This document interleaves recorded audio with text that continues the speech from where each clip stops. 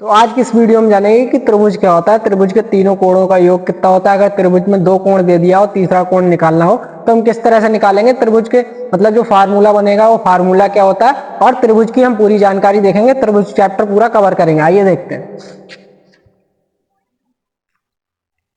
जो त्रिभुज होता है उसमें तीन कोण होते हैं, एक है ए बी सी। जो उसका फार्मूला बनेगा एंगल ए मतलब कोण ए प्लस कोण बी प्लस कोण सी।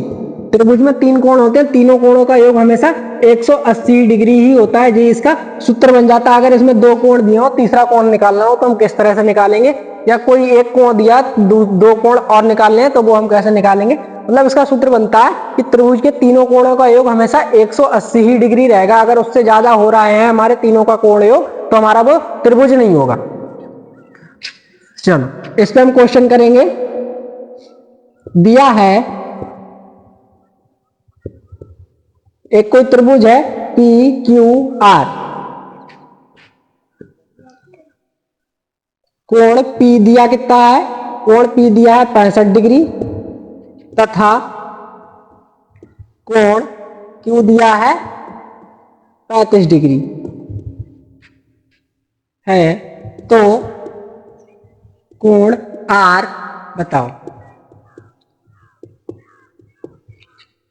कोई दो कोण इनने हमें दे रखे हैं और एक त्रिभुज बना, मतलब एक त्रिभुज है उसके दो कोणों का योग इनने हमें दे रखा कि एक कोण इतने डिग्री का है, एक कोण इतने डिग्री का, तो एंगल मतलब कोण आर बताओ। तो इस तरह के क्वेश्चन किस तरह से करे जाएंगे वो हम देखेंगे, क्या फार्मूले का यूज होगा, किस तरह से हम इसको बनाएंगे और किस तरह से हमारा आंसर निकल के आएगा। एक कोई हमारा त्रिभुज है, मान लेते हैं कि इस तरह का कोई त्रिभुज होगा, इसमें हम एंगल दे देंगे, कहीं पे भी दे सकते हो, पी क्यू आर। पी कितना दे रखा है तो यहां पे लिख दोगे, दिया है, क्या दिया है, एंगल पी कितना दे रखा है 65 डिग्री, एंगल क्यू दे रखा है 35 डिग्री। क्या निकालना है, एंगल आर मतलब कोण आर निकालना है। कोण पी 65 डिग्री दे रखा है, कोण क्यू 35 डिग्री दे रखा है, कोण आर निकालना। तो इस तरह से हम किस मतलब क्या यूज होगा, पहले तो हम इसका फार्मूला लिखेंगे। जो हमारा फार्मूला है, फार्मूला क्या होता है, जब एबीसी था तो हमारा एबीसी फार्मूला बन गया, यहाँ पे पी क्यू आर आया तो यहाँ पे हमारा फार्मूला पी क्यू आर में बदल जाएगा। तो एंगल मतलब कोण पी प्लस कोण क्यू प्लस कोण आर बराबर कितना होता है 180 डिग्री। जो हमें पता है, जो हमेशा हमें ध्यान में रखना है। अब एंगल पी जितना दे रखा है वो एंगल पी की जगह पे रख देंगे। एंगल पी कितना दे रखा है 65 डिग्री, एंगल क्यू कितना दे रखा है 35 डिग्री, और एंगल आर निकालना है तो एंगल आर ऐसे ही रखेंगे, बराबर में 180 डिग्री लिख देंगे। अब इसमें क्या करेंगे, जो भी हमारे दो एंगल दिए उनको हम पहले ऐड कर लेंगे इस तरह, मतलब जो फार्मूले में जो हमारे साइन मतलब जो चिन्ह आए उनका हम प्रयोग करेंगे। अगर प्लस क्या है तो प्लस करेंगे, पहले तो हम इन दोनों को जोड़ देंगे। 5 5 कितना हो जाएगा, 10 का सिफर हासिल लगाएंगे, 1 6 3 9 1 10 100 आ जाएगा, प्लस लगा देंगे एंगल आर। अब दो कोणों का योग हमें मिल गया 100 डिग्री, तो हमें तीसरा कोण कैसे निकालना। अगर जहां पे भी हम कोई चीज निकालते हैं मतलब ज्यादा, मतलब कहीं पे अगर 4 वस्तुओं का मान दे रखा है, 3 वस्तुओं को हमें पता है, तो 4 में से 3 को घटा देंगे, आंसर मिल जाएगा।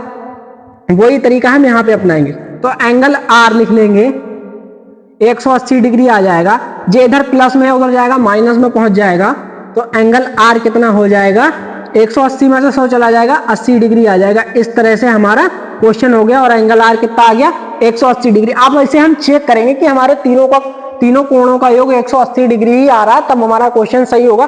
बहुत बार क्या होगा कि कुछ बच्चे गलत कर देंगे, आंसर आ जाएगा, लेकिन अगर हम तीनों कोणों को, जब हमारे तीनों कोण मिल गए, एक 65 मिल गया, एक 35 मिल गया, तीसरा 80 मिल गया, अगर इन तीनों कोणों का योग 180 डिग्री आता है तभी हमारा ये क्वेश्चन सही होगा। अगर नहीं आता है तो हमारा क्वेश्चन गलत हो जाएगा। तो वो हम कैसे चेक करेंगे, और चेक करते हैं। इसका जो भी सूत्र है वो सूत्र लिखेंगे। क्या होता है, एंगल पी वो मतलब कोण पी प्लस कोण क्यू प्लस कोण आर।